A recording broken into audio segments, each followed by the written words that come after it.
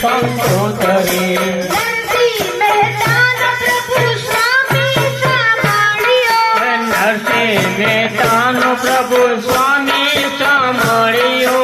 મીરાનો ગિરધર ગોપાલ કયા નામે લખવી કંકોત્રી. મીરાનો ગિરધર ગોપાલ કયા નામ લખવે કંકોત્રી.